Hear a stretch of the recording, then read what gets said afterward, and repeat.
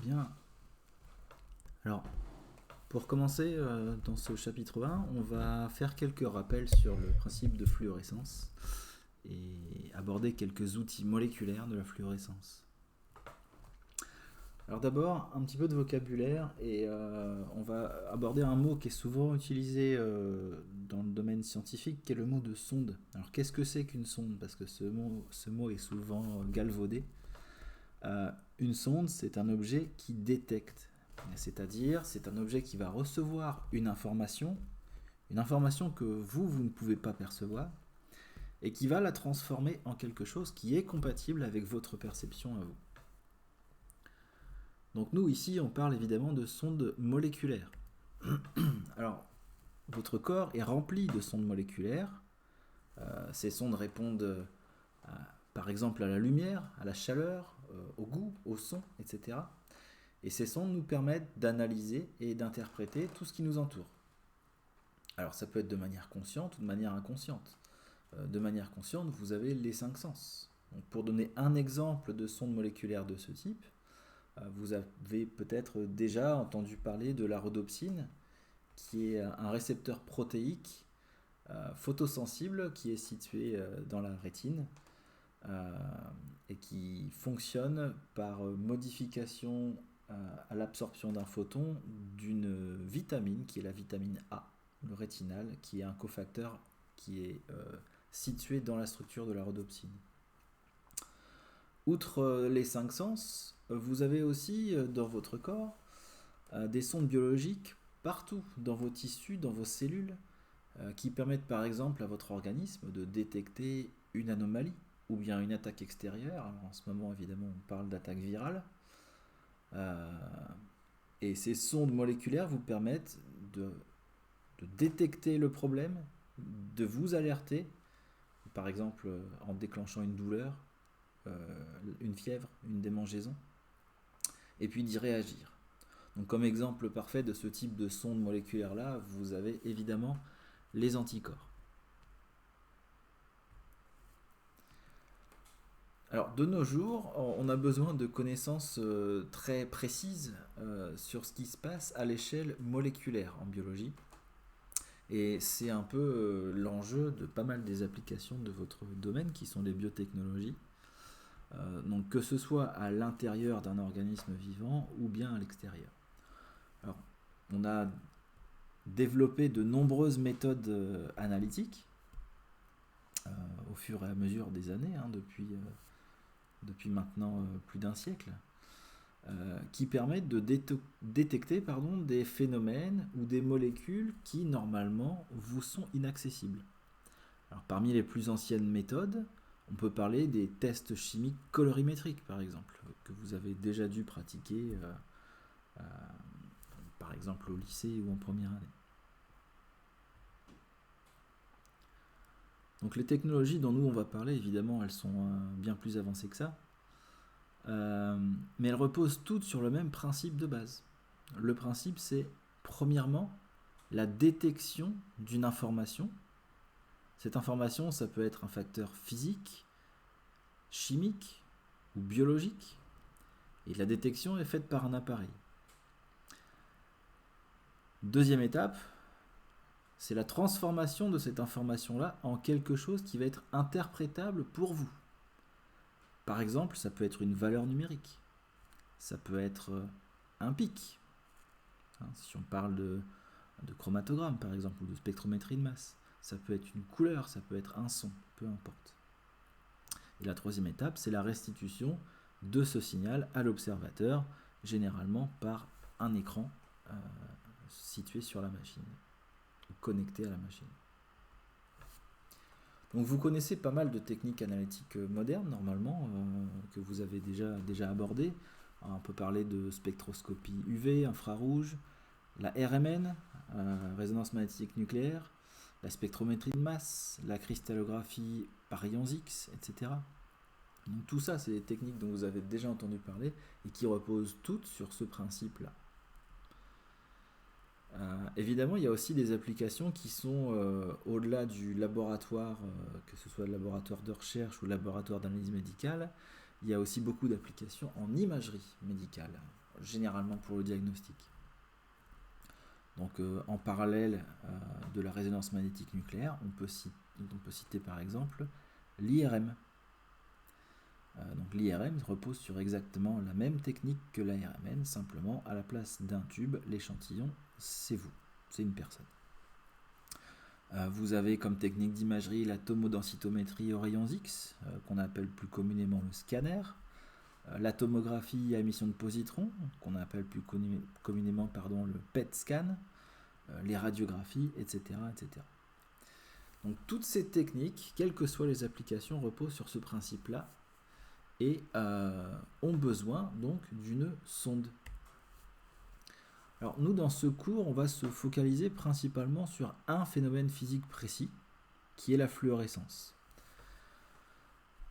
Pourquoi ? Parce que déjà, c'est le phénomène le plus fréquemment, utilisé en chemical biology, en biotechnologie, en biochimie, etc., pour détecter et étudier les molécules d'intérêt.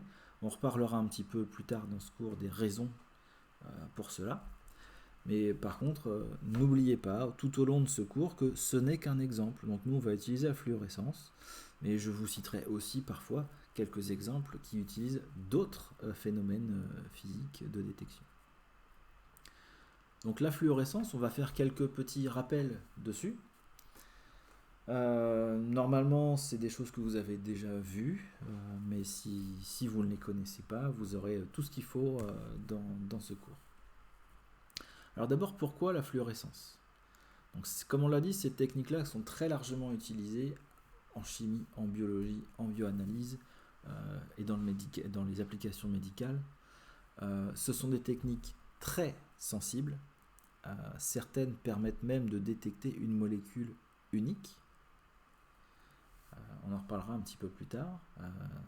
Vous avez peut-être déjà entendu parler de ces techniques de fluorescence très avancées qui ont conduit à un prix Nobel récemment.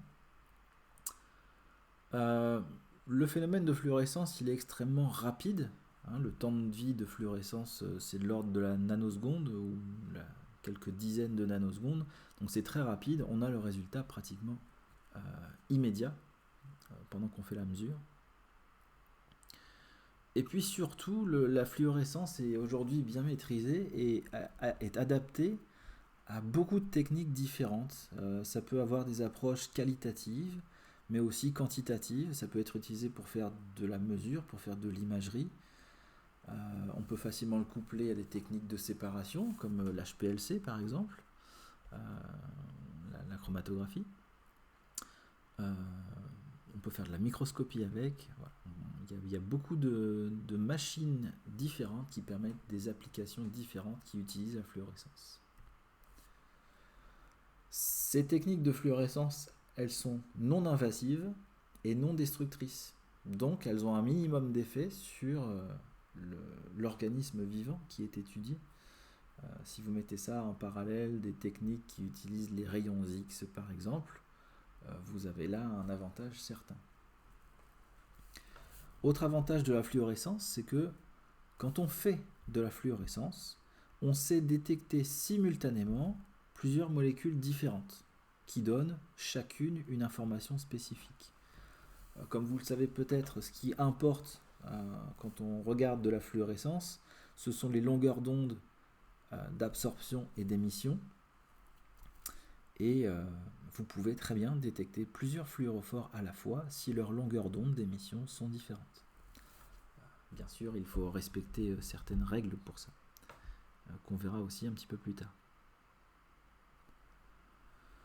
Enfin, ces techniques de fluorescence, elles sont adaptées à peu près toutes les gammes de taille que vous pouvez imaginer dans les applications de la biologie et des biotechnologies.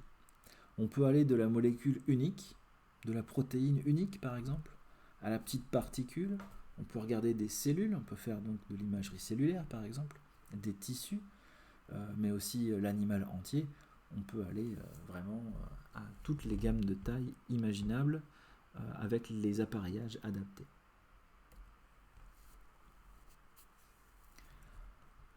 Alors la plupart des biomolécules, donc des molécules qui constituent le vivant et qui vont vous intéresser, ne sont pas fluorescentes. On doit donc utiliser des outils, en général des outils chimiques, qui sont indispensables et qu'on va appeler des sondes moléculaires. Donc ces sondes moléculaires, elles vont avoir cette propriété de fluorescence et on les appelle des fluorophores. Vous pouvez aussi rencontrer le terme fluorochrome, qui est un petit peu différent, on discutera de ça un petit peu plus tard. Donc le fluorophore que vous allez utiliser dans les expériences à mener doivent interagir de manière spécifique avec la cible biologique que vous voulez étudier ou l'analyte que vous voulez étudier. S'il n'y a pas d'interaction spécifique entre le fluorophore et votre échantillon biologique, eh bien il n'y a pas d'information. Qu'est-ce qu'on entend par interaction spécifique ? C'est que par exemple votre fluorophore doit venir se lier à une certaine protéine ou à une certaine catégorie de protéines ou à certains lipides ou à certains glycanes, mais pas à d'autres endroits. Parce que si votre fluorophore se retrouve partout dans la cellule par exemple, eh bien la cellule entière va s'allumer et vous ne pourrez en tirer aucune information. Donc peu de molécules naturelles sont fluorescentes, et on va pouvoir pallier ce problème grâce à la chimie organique. Vous avez peut-être déjà dû voir différentes familles de fluorophores. Il y a une grande diversité de familles moléculaires qui sont fluorescentes, qui ont été peu à peu optimisées et adaptées pour les besoins de ces techniques, soit d'imagerie, soit de fluorescence, soit de spectroscopie de fluorescence. Et c'est notamment le fait que beaucoup de ces sondes puissent être accessibles qui a permis aussi de développer beaucoup de techniques différentes dans le domaine biomédical. Je vous en mets un exemple ici, c'est le tout premier, c'est le b.a.-ba du fluorophore, c'est la fluorécéine. Vous avez sa structure ici. C'est un fluorophore qui est très utilisé, mais pas que dans le domaine médical ou biomédical. Il est aussi utilisé dans d'autres domaines, comme par exemple la géologie ou l'hydrogéologie. On l'utilise pour suivre des courants d'eau, des cours d'eau souterrains ou des courants marins. On l'utilise pour détecter des fuites dans l'ingénierie civile. On l'utilise aussi... qu'est-ce que je pourrais vous dire ? Vous avez peut-être déjà manipulé un niveau à bulles. Le liquide qui est jaune-vert dans le niveau à bulles, c'est de la fluorécéine. Alors, si on fait un petit peu d'histoire, la fluorécéine, ce n'était pas le premier fluorophore. La toute première molécule fluorescente qui a été détectée, ça remonte à peu près à 1560, c'était chez les Aztèques. Un missionnaire africain du nom de Bernardino de Sahagún a observé chez les Aztèques qui buvaient certaines potions médicinales dans des coupes en bois, que ces coupes en bois donnaient à l'eau d'étranges couleurs, d'étranges reflets. Et c'est en fait le premier rapport qu'on a d'une molécule fluorescente. Ces reflets n'apparaissaient qu'à la lumière du soleil et pas dans l'ombre. Et c'était la première observation de fluorescence. On a trouvé bien plus tard, c'est seulement en 1982, qu'on a identifié la molécule qui en était responsable et qui est la matlaline que vous avez ici, donc, qui vient du mot aztèque qui signifie le mot bleu, matlali. Donc vous voyez cette structure et si vous la comparez un petit peu à la fluorécéine qu'on a vu tout à l'heure, vous commencez peut-être à voir poindre un aspect important, c'est que dans cette structure, vous avez, comme dans la fluorécéine, beaucoup de liaisons qui sont conjuguées. Par exemple, cette double liaison carbone-oxygène est conjuguée avec cette double liaison carbone-carbone, qui est elle-même conjuguée avec ce cycle aromatique, donc ces trois liaisons-là, conjuguée également avec un doublet non-liant qui est sur l'oxygène ici, un autre qui est sur l'oxygène ici. Donc on a un système conjugué étendu. Dans la fluorécéine, tout à l'heure, c'était pareil, et c'est en fait un point commun à tous les fluorophores. qu'il y ait ce système conjugué. Et plus il est étendu, et plus on va avoir tendance à avoir une fluorescence marquée. Alors, entre-temps, avant de découvrir quelle était cette molécule, la matlaline, depuis 1560, eh bien, il y a une autre molécule fluorescente qui a été bien caractérisée avant ça, qui était la quinine. Alors la quinine, c'est un alcaloïde naturel que vous connaissez sans doute, hein. C'est une molécule qui est connue pour ses applications médicales, thérapeutiques, hein, puisqu'on traite la malaria avec. Ça a été un gros enjeu pendant la Seconde Guerre mondiale de développer une synthèse totale de la quinine, parce qu'il y avait besoin de stocks de quinine énormes pour protéger les soldats des armées.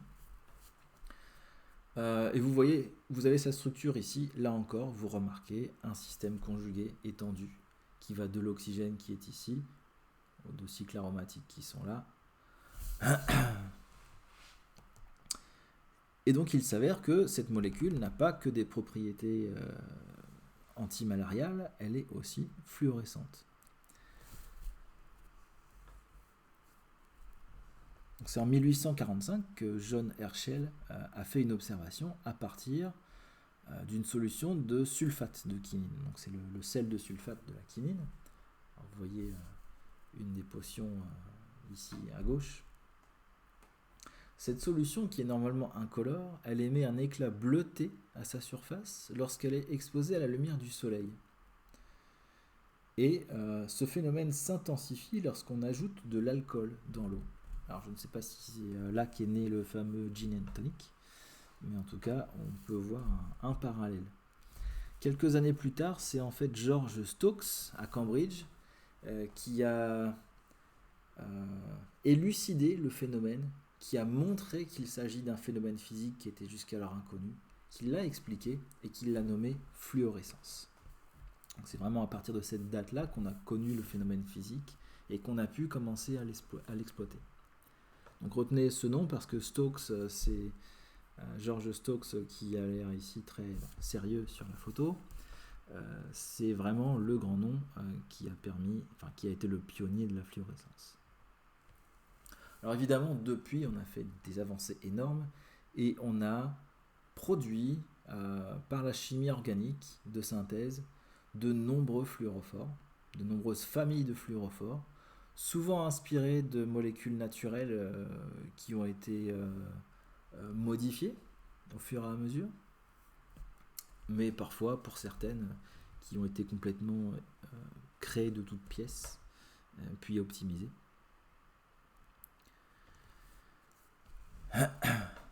Et c'est à ces fluorophores-là qu'on va s'intéresser par la suite, qui sont les outils qui sont utilisés dans les techniques de fluorescence modernes.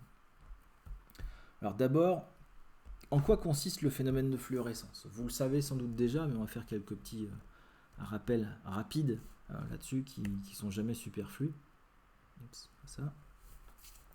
Donc le phénomène de fluorescence, c'est un processus d'excitation-émission. En fait, on va fournir des photons à un échantillon. Certains photons vont être absorbés par l'échantillon. Et puis l'échantillon va réémettre des photons. Et ça va déclencher ce qu'on appelle un phénomène de luminescence ou de photoluminescence. Donc c'est en 3 étapes. D'abord, l'excitation ou l'absorption. Quand on irradie l'échantillon avec une lumière, on va absorber cette énergie, absorber ces photons. Passer à l'état excité. Et puis cet état excité va redescendre à l'état fondamental en réémettant un photon. Alors, la fluorescence, c'est un phénomène particulier qui appartient à la famille des luminescences. Et en quoi est-il particulier ? En fait, vous avez un écart d'énergie entre le photon qui est absorbé et le photon qui est réémis. Donc, ça se passe comme ça. Donc ça, c'est un diagramme énergétique qui est extrêmement simplifié. Mais vous voyez que vous avez l'état fondamental, que j'ai simplifié sous la forme d'un seul état ici, mais en fait, vous pourriez aussi le représenter sous forme de plusieurs lignes. Et puis vous avez le premier état excité qui est représenté au-dessus. Dans votre échantillon à l'état fondamental, les molécules sont au repos, et donc les électrons qui participent à la structure de ces molécules sont dans leur état le plus stable. Et donc pour la plupart des molécules, c'est l'état fondamental. Donc on représente ici un électron en vert qui est à l'état fondamental. Une expérience qui utilise la fluorescence consiste à irradier l'échantillon avec une lumière. Donc c'est ce qu'on fait ici. On va irradier cet échantillon avec une lumière. Alors cette lumière peut avoir différentes longueurs d'onde. Elle n'est pas forcément monochromatique, hein, c'est pas forcément un laser, ça peut être toute une famille de longueurs d'onde qu'on utilise. Mais votre échantillon, lui, il va utiliser principalement certains photons qui ont certaines longueurs d'onde. Et donc cet électron vert qui est ici, quand il va percevoir, quand il va être irradié par un photon qui a la juste longueur d'onde, eh bien, il va l'absorber et passer à l'état excité. Donc ça, c'est la première étape. Mais vous voyez que cet état excité, ce n'est pas l'état excité le plus stable. Pas forcément. Donc pour la plupart des photons, ils sont excités un petit peu au-dessus. Il y a différents états vibrationnels dans un état excité. Et vous voyez ici, l'électron est passé sur cette couche. Qu'est-ce qui se passe après? Eh bien, tant que cet électron est à l'état excité, on est... comment dire?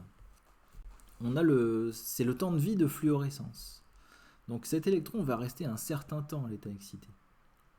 Et ce temps, c'est le temps de vie de fluorescence.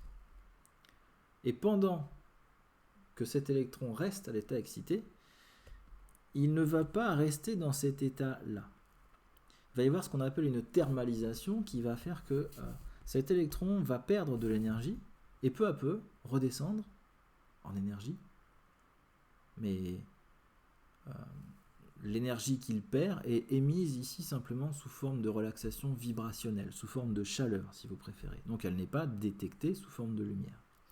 Et peu à peu, donc cet électron il descend à l'état énergétique le plus bas de l'état excité. Donc il est ici. Et puis enfin, il va redescendre à l'état fondamental. Donc, il est à l'état excité de plus basse énergie qu'on appelle en général en physique S1. Il redescend à l'état fondamental en émettant un photon. Mais ce photon correspond, à la longueur d'onde qui correspond à cette différence d'énergie rouge que vous avez ici. Alors que tout à l'heure, on avait une énergie bleue qui était plus importante. Ça veut dire que le photon qui est absorbé n'a pas la même énergie que le photon qui est émis. Et si vous préférez, on peut dire que le photon qui est absorbé n'a pas la même couleur que celui qui est émis. Donc voilà ce que c'est que le phénomène de fluorescence. Vous le connaissiez sans doute déjà, mais ça fait jamais de mal de le rappeler un petit peu de manière la plus simple possible. Alors, remarquez ici que je vous représente le phénomène de fluorescence sous forme cyclique, c'est-à-dire que un fluorophore contient des électrons qui vont passer à l'état excité, mais quand ce fluorophore revient à l'état fondamental, eh bien, il peut être réexcité. Et une même molécule va pouvoir être responsable de plusieurs phénomènes de détection. C'est un peu une boucle, si vous préférez. Donc vous avez ici ce schéma de ce que c'est que la fluorescence. Alors, est-ce que ce cycle est infini? Non. Vous avez peut-être déjà entendu parler d'un phénomène qu'on appelle le photoblanchiment ou le photobleaching en anglais, qui fait que le fluorophore, à un moment donné, ne sera plus capable d'absorber et de réémettre des photons. On expliquera pourquoi dans un moment.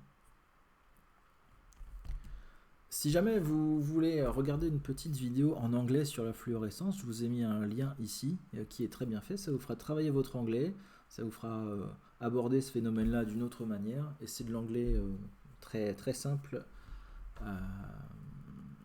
et très bien prononcé. C'est sur le site de Thermo Fisher. Je tâcherai aussi de mettre ces vidéos sur Moodle, si je le peux. Bien. Alors, si on traduit ce phénomène qu'on vient de détailler là, en termes de spectre, qu'est-ce que ça fait? Vous avez, pendant l'état excité, cette déperdition d'énergie qui fait que le photon qui va être réémis n'a pas la même longueur d'onde. Donc il n'a pas la même énergie. Si vous regardez un spectre de longueur d'onde, comme vous l'avez ici, ça veut dire que si on va des longueurs d'onde qui correspondent aux photons les plus énergétiques, qui sont à gauche, vous avez l'ultraviolet à gauche, puis le violet, bleu, vert, jaune, orange, rouge, infrarouge, etc. Donc vers la droite, vous allez vers les longueurs d'onde les moins énergétiques. Donc l'excitation se fait sur une longueur d'onde qui est plus énergétique, donc plus à gauche, que l'émission. La différence entre les deux s'appelle le déplacement de Stokes, ou le Stokes shift en anglais. Ça aussi, vous avez peut-être déjà entendu parler de ce phénomène, et vous savez sans doute que c'est un paramètre qui est important quand on va choisir des fluorophores pour une expérience donnée. Donc vous avez ici un exemple, un schéma de spectre d'excitation et de spectre d'émission d'un fluorophore. Alors c'est ça qu'il faut bien comprendre, et dans la petite vidéo que je vous ai mentionnée à la slide précédente, c'est très bien expliqué. L'excitation d'une molécule, elle n'a pas lieu à une seule valeur de longueur d'onde. En fait, des photons qui couvrent une certaine gamme de longueur d'onde vont être capables d'exciter votre fluorophore. Parce que si vous transcrivez théoriquement le schéma que je vous ai montré tout à l'heure pour décrire la fluorescence, eh ben vous auriez ici uniquement un trait vertical qui correspondrait à la ligne en pointillé noir. Mais évidemment, ici, c'est de la pratique. Et différents photons qui ont différentes longueurs d'onde peuvent être absorbés par un fluorophore. Et ce spectre, qu'on appelle un spectre d'excitation, peut être plus ou moins large. Et c'est une des caractéristiques aussi qui va faire que un fluorophore peut être adapté ou pas à la technique que vous utilisez ou à l'expérience que vous voulez monter. Est-ce que son spectre d'excitation est large ou est-ce qu'il est resserré? Ça peut être très important dans la validité de votre expérience. Alors, il y a toujours un maximum quand même d'excitation et on l'appelle le lambda max d'excitation. Le spectre d'émission, lui aussi, c'est pas une seule longueur d'onde, c'est une gamme de longueurs d'onde. Il y a toujours là aussi un maximum qu'on appelle le lambda max d'émission. Et quand vous utilisez un fluorophore, il faut connaître ce spectre d'émission pour savoir à quelle longueur d'onde vous allez devoir vous placer pour détecter ce fluorophore. Et vous allez en général choisir une longueur d'onde ou une gamme de longueurs d'onde plus ou moins grande qui va vous permettre de détecter ce fluorophore. Et il va falloir choisir cette longueur d'onde ou cette gamme de longueur d'onde de manière très intelligente, dirons-nous, parce que ça peut faire toute la différence sur la qualité de votre résultat. L'intensité du signal que vous obtenez, en fait, il dépend énormément de la longueur d'onde d'excitation que vous allez utiliser. Donc votre spectre d'excitation d'un fluorophore, lui, il ne change pas. C'est le vert. Mais si vous vous placez par exemple à la longueur d'onde lambda 1 que vous avez ici en excitation, vous allez obtenir une certaine intensité de votre spectre d'émission. Si vous placez à lambda 2, vous allez obtenir plus de signal. Et si vous placez au maximum, vous allez obtenir le signal maximal. Et en fait, l'intensité de fluorescence dont on parle ici, elle est proportionnelle à l'intensité de l'excitation. Comme vous pouvez le voir ici. Donc en fait, votre longueur d'onde d'émission que vous allez choisir, donc c'est-à-dire à quelle longueur d'onde allez-vous vous placer pour détecter en orange est importante, bien sûr, mais également la longueur d'onde d'excitation, car elle définit, elle a un impact fort sur l'intensité du spectre d'émission que vous allez recueillir. Vous avez ici quelques spectres réels de certains fluorophores. Donc vous voyez qu'il y en a qui sont plus ou moins resserrés, il y en a qui sont plus ou moins larges, il y en a qui ont plusieurs maxima, comme la naphthofluorescine que vous avez en bas. Et voilà, c'est pas juste une longueur d'onde d'un côté et une longueur d'onde de l'autre. Il faut toujours choisir les longueurs d'onde de manière intelligente. Et on peut utiliser aussi dans des expériences plusieurs fluorophores à la fois. Et il faudra savoir comment on peut avoir des fluorophores qui sont compatibles entre eux selon l'expérience. Vous avez peut-être déjà entendu parler du fret, qui est notamment une des applications qui est grandement dépendante de ça. Alors si vous regardez un petit peu toujours ces spectres pour un fluorophore donné, le spectre d'excitation ressemble beaucoup à une image symétrique du spectre d'émission. Alors, pas toujours, hein, la naphthofluorescine, vous voyez que vous avez pas mal de différences aux alentours de 300-400, mais là où vous avez le lambda max d'excitation et d'émission, c'est presque symétrique, on pourrait dire. C'est ce qu'on appelle l'effet miroir.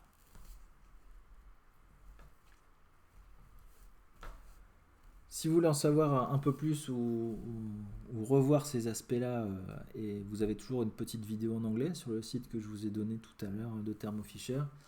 Là, c'est la vidéo 2 sur Anatomy of Fluorescent Spectra. Donc, n'hésitez pas à aller voir cette petite vidéo-là aussi. Je vais vous mentionner maintenant juste quelques autres paramètres qui sont importants quand on parle de fluorescence. Et premièrement, on parle de rendement quantique. Donc, pour rappel, le rendement quantique, qu'on appelle en général phi, c'est en fait le ratio entre le nombre de photons émis et le nombre de photons qui ont été absorbés par la molécule.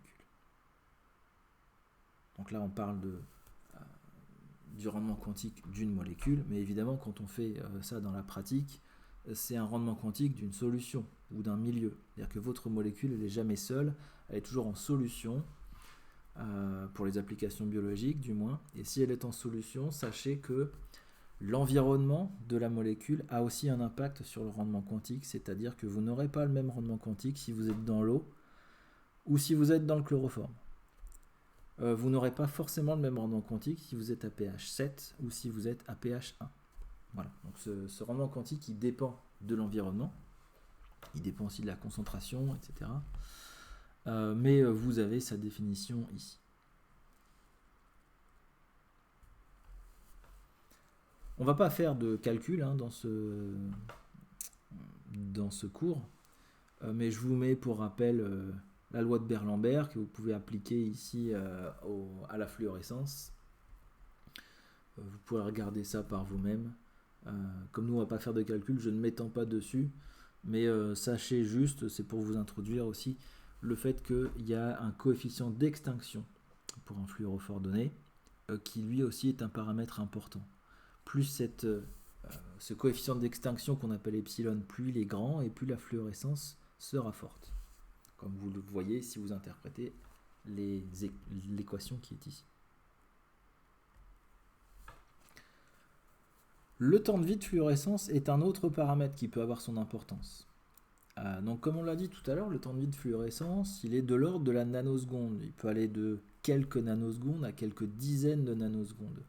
Pour certains fluorophores très particuliers, ça peut être même plus long que ça. Mais voilà, en général, c'est de l'ordre de la dizaine de nanosecondes. Donc c'est le temps pendant lequel votre fluorophore reste à l'état excité. Alors, je vous ai mis un petit diagramme ici avec une excitation, parce que pour le mesurer, on va dire, en général, on va parler de temps de demi-vie de fluorescence, ou alors on va parler de temps de fluorescence qui est défini comme ça, par le temps où votre intensité de fluorescence redescend à 1 sur E, Nous n'allons pas entrer dans les détails ici dans ce cours-là, puisqu'on ne va pas faire de quantitatif, mais sachez que ça a une grande importance quand vous allez faire des expériences qui utilisent des techniques de type fret, ou qui utilisent des techniques de type frappe, et de photoblanchiment par exemple, ou de polarisation de fluorescence. Là, on commence à avoir besoin de faire des calculs mathématiques et d'utiliser ces facteurs-là.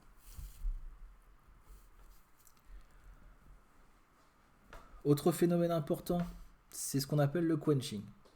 Alors attention, on a parlé un petit peu déjà de photoblanchiment. Le quenching, c'est différent. Le quenching est très différent du photoblanchiment. Je cherche le mot français, pardonnez-moi. C'est l'extinction. Voilà, l'extinction de fluorescence en français. Enfin, tout le monde dit quenching, hein, ne nous voilons pas la face. Et donc, ce qui peut se passer, c'est qu'en fait, un fluorophore qui fluoresce tranquillement, eh bien, quand il est mis en contact ou en interaction avec quelque chose d'autre dans son environnement, ce quelque chose étant en général une autre molécule ou un ion, par exemple un cation, le fluorophore s'arrête de fluorescer. C'est ce qu'on appelle le quenching de fluorescence. Et la raison pour ça, c'est qu'il y a une interaction entre le fluorophore et cette autre molécule qui va empêcher le phénomène de fluorescence. Alors ça peut avoir deux formes. Le quenching statique, où là, votre fluorophore à l'état fondamental va former un complexe avec cette autre molécule, et ce complexe ne peut pas être excité et ne peut pas absorber de photons. C'est ça qu'on appelle le quenching statique. Forcément, si votre fluorophore ne peut pas absorber de photons, eh bien, il ne peut pas non plus en réémettre. La deuxième possibilité, c'est ce qu'on appelle le quenching dynamique. Là, le fluorophore, il est capable d'absorber un photon, même en interaction avec cette autre molécule qu'on appelle un quencher. Il passe donc à l'état excité, mais cet état excité, il est désactivé au contact du quencher. C'est-à-dire que le retour à l'état fondamental va se passer par un autre chemin que l'émission du photon par fluorescence dont on a parlé tout à l'heure. Donc c'est un petit peu différent. Ça s'appelle le quenching dynamique. Donc c'est deux types de quenching qui sont différents, mais qui ont quand même le même résultat. Et on ne va pas faire trop de différence à ce niveau-là, nous, dans ce cours, au niveau des applications. Et sachez que pour certaines techniques, c'est important de bien faire la distinction entre les deux. Alors là, vous avez à l'écran un exemple. Vous avez une solution de quinine dans on va appeler ça un tube à essai, et non pas un verre à vodka. Et à droite, vous avez la solution de quinine seule, et puis à gauche, vous avez une solution de quinine dans laquelle on a rajouté de l'acide chlorhydrique, du HCl. Et puis, on illumine ces deux solutions de quinine avec une lumière. Là, vous avez ici un pointeur laser qui est passé à travers ces deux solutions. Et vous voyez que la quinine ne fluoresce pas du tout de la même manière dans les deux.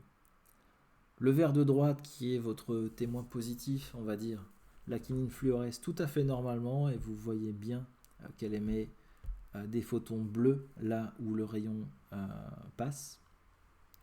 Alors qu'à gauche, eh bien, il n'y a pas ces photons bleus qui sont émis. Et ce qui se passe en fait, c'est simplement que ce sont les ions chlorure, donc les ions Cl-, qui empêchent la quinine de fluorescer. Donc c'est un phénomène qui est toujours réversible, le quenching, c'est-à-dire que si vous enlevez le quencher, si vous neutralisez le quencher, vous rétablissez la fluorescence.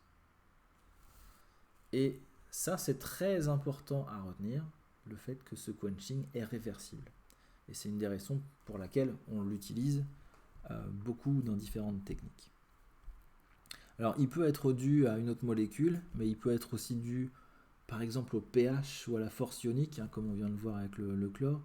Il peut être dû à d'autres fluorophores. Il peut y avoir différentes raisons pour un fluorophore d'être quenché. Alors comment est-ce que le quenching peut être mis à profit? Ben, vous connaissez sans doute déjà les techniques de Fret. Donc Fret, je rappelle ce que c'est. Foster's Resonance Energy Transfer. C'est des techniques de fluorescence qui en fait utilisent deux fluorophores différents. Et bon, c'est schématisé ici sous la forme d'un vert et d'un rouge. Et donc vous avez un donneur et un accepteur.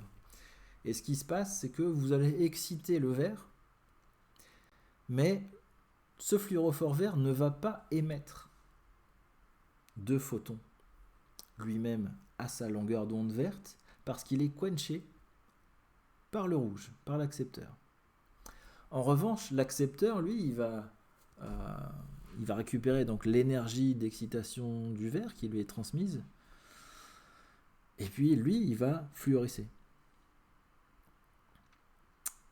Donc, vous voyez un petit peu la différence avec tout à l'heure, c'est que là, on va exciter un fluorophore, mais on va détecter à la longueur d'onde d'un autre fluorophore. Alors évidemment, quand on fait ces expériences, on détecte un peu tout. On va quand même mesurer la longueur d'onde du vert, on va mesurer la longueur d'onde du rouge, et en général, on va aussi, dans l'expérience, exciter directement le rouge pour différentes raisons techniques. Donc cette technique est basée sur un transfert d'énergie. Donc vous avez un exemple ici sur alors ça c'est du quenching classique, on va dire, sur un ADN en hairpin, et vous avez deux fluorophores qui sont situés sur chacune des extrémités du brin. Alors qu'est-ce qui se passe? Et quelque chose que j'ai pas mentionné quand j'ai parlé du fret il y a une seconde, mais qui est très importante, c'est que l'échange entre les deux molécules se fait uniquement si les deux molécules sont proches dans l'espace. Et cet échange énergétique diminue très fortement si vous augmentez la distance entre les deux. Donc là, par exemple, vous avez le fluorophore vert. Donc là, je parle de l'encart avec l'ADN en hairpin à gauche. Vous avez ce fluorophore vert qui est quenché par le rouge. Il est en interaction avec le rouge parce qu'il est proche dans l'espace, puisque l'ADN, le brin est replié. Mais quand ce brin va rencontrer dans un échantillon donné son brin complémentaire, et va s'ouvrir et va s'hybrider dessus, et bien vous comprenez bien que la distance entre le fluorophore vert et le fluorophore rouge augmente énormément. Et à ce moment-là, eh bien, le vert n'est plus quenché par le rouge et vous rétablissez le signal. Qu'est-ce que ça donne? Eh bien, ça donne que si vous mettez cet outil moléculaire-là, donc ce brin d'ADN en hairpin, c'est quelque chose qui est issu de la collaboration entre des chimistes et des biologistes, évidemment. Vous le mettez, donc c'est un outil qui est fait par synthèse chimique. Vous le mettez dans un échantillon biologique, et si vous observez de la fluorescence, eh bien, c'est que le brin complémentaire est bien présent dans l'échantillon. Donc, il y a différentes manières de pouvoir utiliser ce genre d'outils moléculaires dans différents tests. Et ELISA, par exemple, c'est des genres de balises moléculaires qui sont utilisées quand vous faites de la PCR, notamment, qui peuvent être utilisées pour regarder des interactions. Alors là, vous avez un exemple sur l'ADN, mais vous pouvez avoir aussi ce genre d'application sur des protéines, pour regarder les interactions protéine-protéine, ou pour regarder la conformation 3D d'une protéine, etc., etc. Il peut y avoir énormément d'exemples d'applications qui vont mettre à profit ce quenching, déquenching. Donc le quenching dont on vient de parler, il est à opposer au photoblanchiment. Alors le photoblanchiment ou photobleaching, c'est cette fois une destruction qui est irréversible d'un fluorochrome. Dans les petites vidéos en anglais dont je vous ai parlé tout à l'heure, vous avez une explication là-dessus qui est très bien faite. En fait, le phénomène de photoblanchiment, il est simplement dû au fait que si vous excitez un échantillon avec de la lumière, vous apportez de l'énergie à cet échantillon.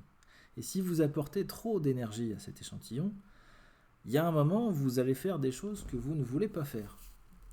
Comme par exemple, casser des liaisons. Des liaisons chimiques entre deux atomes ou une certaine énergie de liaison. Si vous savez sans doute que une molécule, si vous la chauffez trop fort, vous allez casser des liaisons, vous allez la dégrader. C'est pareil avec une irradiation lumineuse. Une irradiation lumineuse, c'est de l'énergie. Si vous apportez trop d'énergie pendant trop longtemps, vous allez casser des liaisons. Et qu'est-ce qui va se passer dans un fluorophore? En général, si vous cassez des liaisons, vous allez casser le système conjugué, vous allez grandement le modifier. Et la nouvelle structure qui est obtenue après avoir cassé cette liaison, elle n'est plus fluorescente. Du moins, elle n'est plus fluorescente à la même longueur d'onde que celle que vous êtes en train d'utiliser. Et donc le signal disparaît. Donc typiquement, vous avez ici sur ces quelques clichés d'imagerie cellulaire, vous avez l'illustration d'un photoblanchiment. Ici, alors c'est en microscopie confocale, on irradie une cellule, et puis on détecte la présence de deux fluorophores. Vous voyez qu'il y a un rouge et un vert ici, donc un pour le cytosquelette, un pour la membrane. Et vous voyez qu'au fur et à mesure du temps, le signal de fluorescence disparaît. Mais attention, au contraire du quenching dont on a parlé juste avant, ça c'est pas du tout réversible. C'est-à-dire que votre échantillon, là, une fois qu'il est noir et qu'il n'y a plus de signal qui sort, eh ben vous pouvez le jeter. Il ne sera plus utilisable. Alors ces liaisons covalentes que vous allez casser,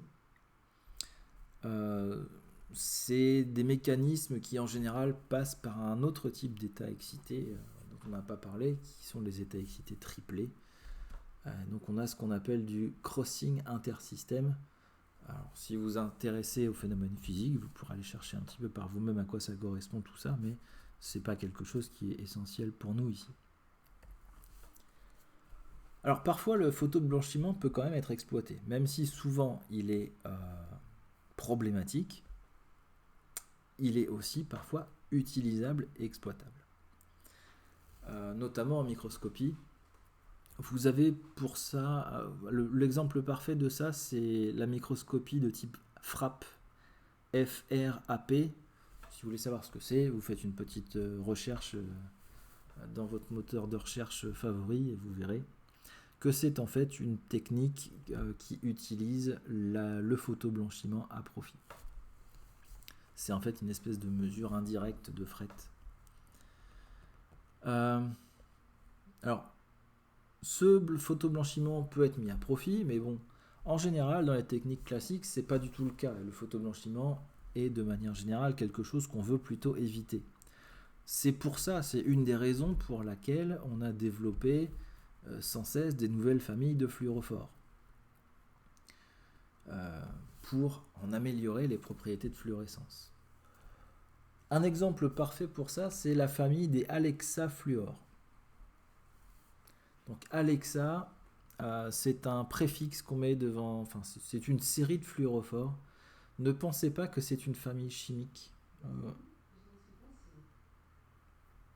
Vous allez voir tout à l'heure que en fait cette famille des Alexa fluor, elle contient des fluorophores qui appartiennent à toutes les catégories de fluorophores, toutes les familles chimiques qu'on va voir. Alors, ces molécules-là sont plus stables, plus photostables que les molécules qui n'appartiennent pas à cette série. Si vous enlevez les groupements sulfate ici que vous avez ici, enfin sulfonate pardon, vous voyez que vous avez des SO3-. Donc là sur ce diagramme, sur cette figure, vous avez la comparaison entre la fluorécéine et puis l'Alexa fluor qui est dérivé de la fluorécéine. Donc c'est le 488 que vous avez ici. Donc vous avez l'équivalent en imagerie à gauche, vous avez la courbe en intensité de fluorescence à droite. Vous voyez qu'au fur et à mesure du temps, la fluorécéine diminue. Alors la fluorécéine c'est le vert, d'accord, c'est le fluorophore vert sur les images et non pas le rouge. Et donc vous voyez que la fluorécéine diminue très vite. pardon, diminue très vite avec le temps. Au bout de 60 secondes d'irradiation, par exemple, vous avez à peu près 40% de votre signal qui reste là. Alors que l'Alexa Fluor 488, au bout de 40 secondes, vous avez toujours pratiquement 100% de votre signal. Le photo-blanchiment de cette molécule est très très lent comparé à celui de la fluorescéine. Alors pourquoi est-ce que c'est important ce genre de progrès dans les structures et ce genre de photostabilité du fluorophore? Et bien on verra que certaines techniques demandent un temps d'irradiation de l'échantillon qui est quand même long. Si vous savez ce que c'est que la microscopie confocale en fluorescence, là typiquement vous avez une technique où le temps d'acquisition d'une image est relativement long et donc pendant ce temps d'acquisition on irradie l'échantillon. Donc il faut des fluorophores qui sont assez photostables pour ça.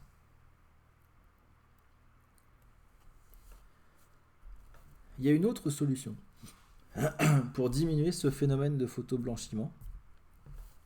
Plutôt que de changer de fluorophore en essayant de faire des fluorophores qui sont plus stables, plus photostables, eh bien on peut garder notre fluorophore et ajouter dans le milieu une solution qu'on appelle une solution d'anti-fading. Alors, qu'est-ce que c'est? Eh bien, en général, c'est une solution qui est composée d'une ou plusieurs des substances que vous avez dans la liste ici. Le NPG, le DAPCO, le POBN, le PPD, etc. etc. Donc ça, ce sont des molécules. Okay, le NPG, c'est le N-propylgalate.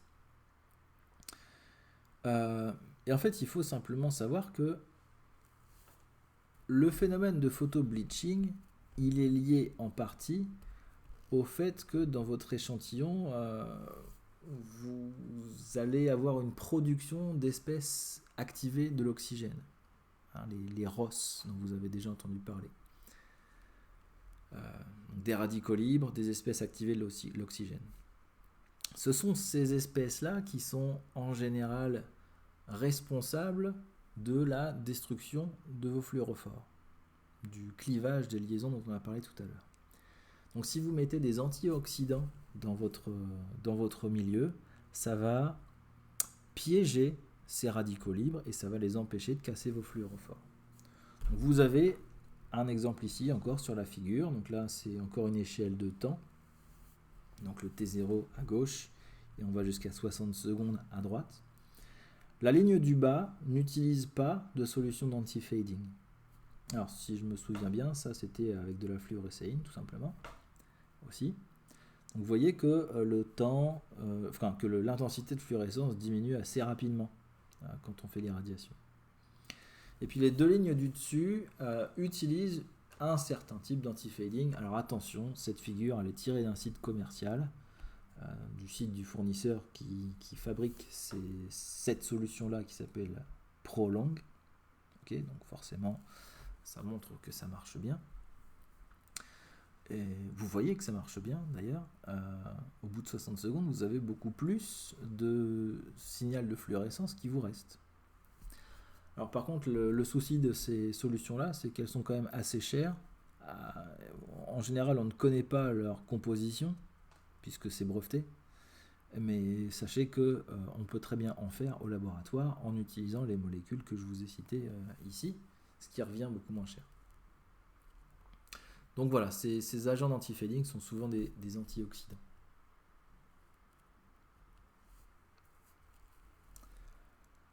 Alors, après tout ce qu'on a vu, on n'a pas vu tous les paramètres qui sont importants en fluorescence, mais on a vu, on va dire, les plus importants. Et c'est cela qu'il va falloir considérer quand vous allez choisir un fluorophore pour l'expérience qui vous intéresse. Alors, qu'est-ce qu'un bon fluorophore? On va commencer par dire qu'on va faire une expérience qui utilise un seul fluorophore. Par exemple, on va faire de l'imagerie cellulaire et on va utiliser un seul canal. Un critère important, c'est déjà le déplacement de Stokes. Par exemple, plus votre déplacement de Stokes est grand, et moins il y aura d'overlap entre votre spectre d'excitation et votre spectre d'émission, et plus vous aurez de facilité à faire votre mesure et avoir un résultat fiable. Le coefficient d'extinction aussi, plus il est élevé, mieux c'est. Le rendement quantique doit être aussi le plus élevé possible. En général, plus le temps de vie de fluorescence est court, mieux c'est. Mais je mettrai un petit bémol là-dessus, c'est pas toujours le cas, peut-être qu'on aura le temps d'en reparler par la suite. Évidemment, il faut que votre structure ne photoblanchisse pas. Ou du moins, il faut qu'il n'y ait pas de photoblanchiment significatif pendant la période où vous faites votre acquisition.